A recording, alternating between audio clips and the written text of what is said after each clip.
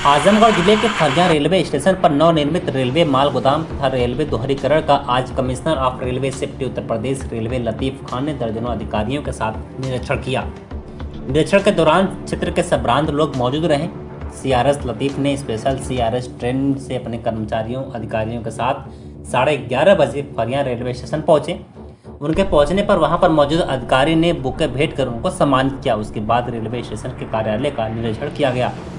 Trolley पर बैठकर फरिया से सठियाओं तक विभिन्न बिंदुओं पर अधिकारी कर्मचारियों को निर्देशित किया गया।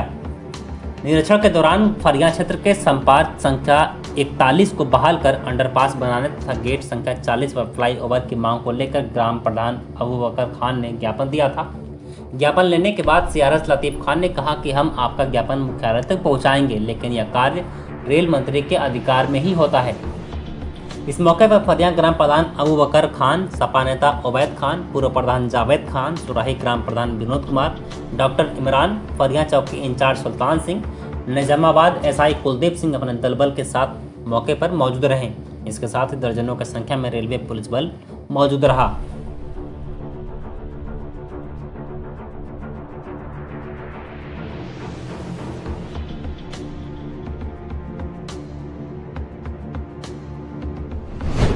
उत्तर प्रदेश के प्रयागराज में एक शख्स को कॉल गर्ल के साथ दिल लगी लगाना महंगा पड़ गया। पहले उसकी पत्नी को कैंसर हो गया, बाद में दूरी बढ़ाने पर कॉल गर्ल ने युवक पर मुकदमों की बौछार कर दी। पुलिस ने अब युवक को सलाखों के पीछे पहुंचा दिया है। आजमगढ़ पुलिस ने कुछ साल पहले एक सेक्स रैकेट का खुलासा किया था। वहीं पर देह व्यापार का धंधा करने के आरोप में एक युवती पकड़ी गई थी।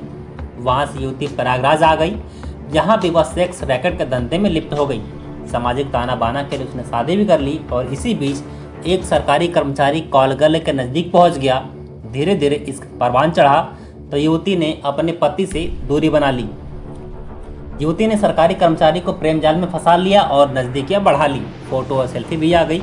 इसी बीच साल 2020 में युवक की पत्नी को कैंसर हो गया और इलाज के दौरान उसकी पत्नी की मौत हो गई। मुखाग्नि के वक्त युवक की दूसरी पत्नी बताते हुए युवती वहां पहुंची तो विवाद बढ़ गया। कॉल गर्ल ने मोबाइल से वीडियो बनाने की कोशिश की तो लोगों ने मोबाइल छीन लिया। युवती ने लूट की रिपोर्ट दर्ज करा दी। विवाद बढ़ने लगा तो युवक ने दूरी बना ली। वहीं युवती ने खुद को पत्नी होने का दावा किया और इस बीच दोनों के बीच तकरार हुई तो युवती ने जानलेवा हमले की एक और एफआईआर दर्ज करा दी। पुलिस को कहानी की सच्चाई पता थी और दोनों ही मुकदमे में कार्रवाई नहीं हो रही थी। कॉल गर्ल कही जाने वाली युवती ने इंसाफ के लिए पत्राचार शुरू कर दिया। सीएम समेत अन्य को लिखे पत्र में धमकी दी कि अगर उसे इंसाफ नहीं मिलता है तो वह आत्मदाह कर लेगी। पुलिस ने युवक को फिलहाल जेल भेज दिया है।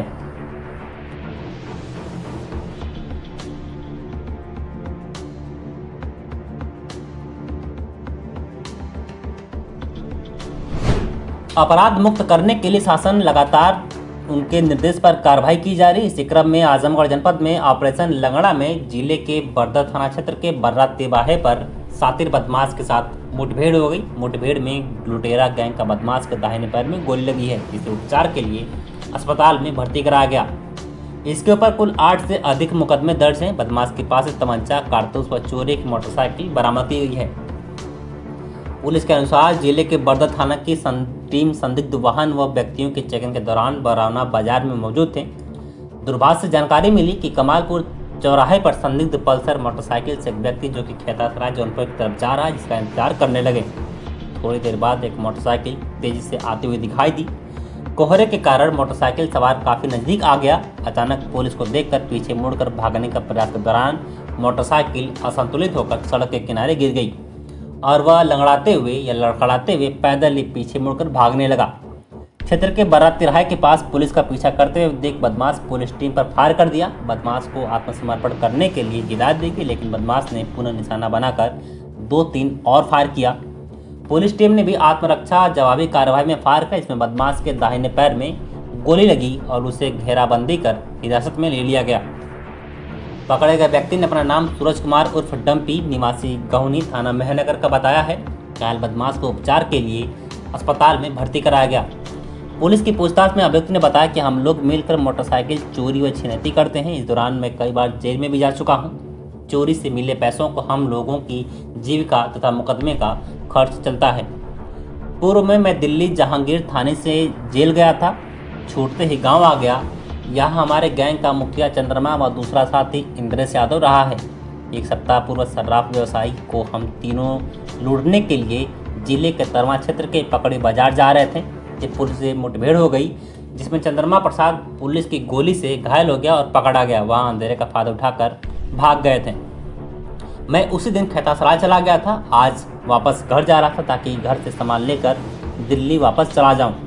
पुलिस अधीक्षक ने बताया कि इस गैंग में शामिल बदमाशों पर भी गैंगस्टर की कार्रवाई की जाएगी।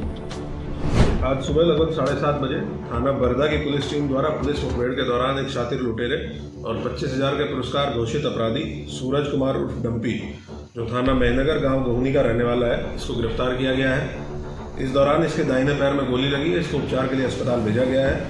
इसके पास से चोरी की एक मोटरसाइकिल, अवैध शस्त्र व कारतूस बरामद किए गए हैं।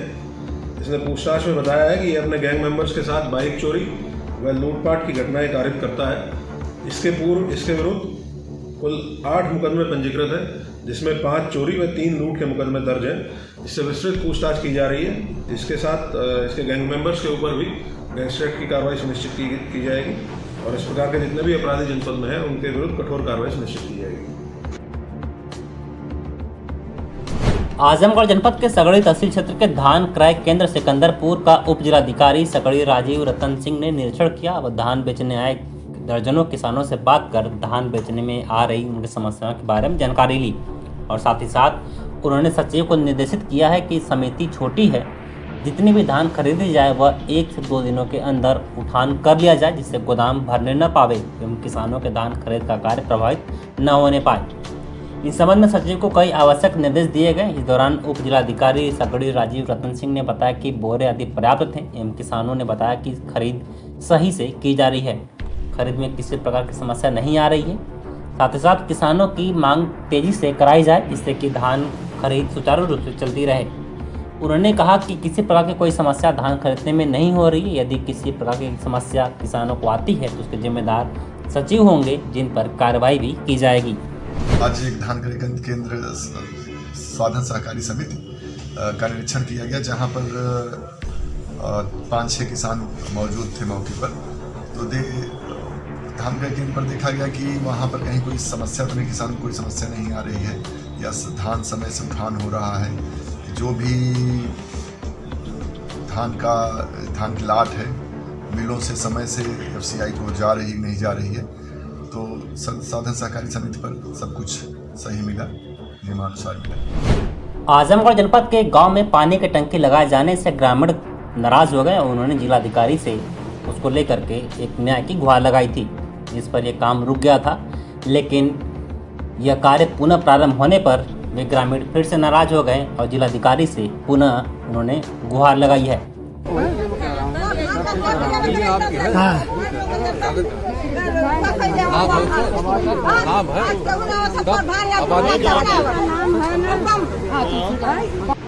आजमगढ़ जिलाधिकारी कार्यालय पर काफी संख्या में ग्रामीण महिला पुरुष पहुंचे और एक ज्ञापन सौंपते पत्रकारों से बातचीत में ग्रामीण रामनारायण और रीना देवी ने बताया कि हमारी ग्राम सभा मधनापार थाना बिलरियागंज तहसील सगड़ी में स्थित गांव में गाटा संख्या 363/1520 व गाटा 363 में हरजन आबादी में मकान बना है, जो कि काफ़ी पुराना है।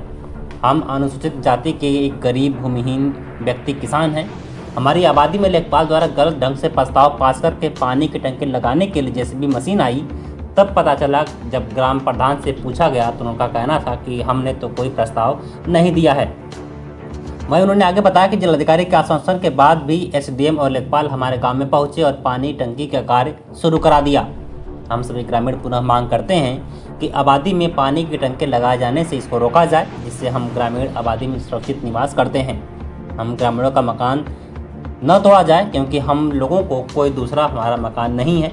उन्होंने आगे बताया कि हमारे ज्ञापन देने पर जिलाधिकारी ने कहा कि SDM को उन्होंने फ़ोन कर दिया है, पानी की टंकी अब कहीं और लगाई जाएगी।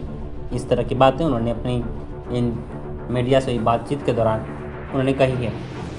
गरीबों की जो 2-2 बिस्सा में बसे हुए हैं, हम गरीब आबादी है, वही सब उजाड़ने पे लगे हुए हैं।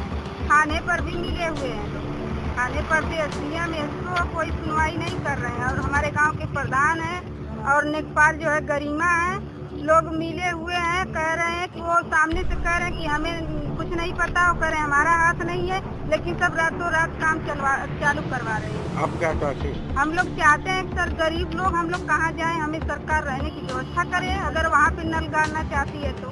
हरिजन आबादी की जमीन में तहसीलदार साहब और ये ग्राम प्रधान और लेखपाल मिल करके उनको तोड़ करके घर मकान तोड़ करके वहाँ पानी वाली टंकी लगा रहे हैं, जो कि हम लोग 2 तारीख को जिला अधिकारी महोदय को ज्ञापन दिए थे। वह कहे थे कि हरिजन आबादी में नहीं लगेगा, आज तक बंद था। फिर कल रात को नायब तहसीलदार गए और वहाँ काम चालू करवाए और कहे कि नहीं यहीं बनेगा, और ज़बरदस्ती कर रहे हैं, जब कोई आदेश या कोई नोटिस नहीं दिया गया।